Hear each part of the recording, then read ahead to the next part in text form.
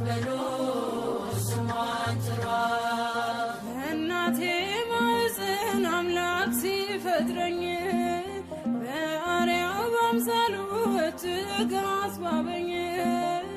በእጆቹ መዳፍ ዘላለም ይዞኛል።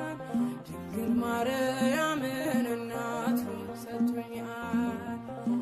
በእጆቹ መዳፍ ዘላለም ይዞኛል።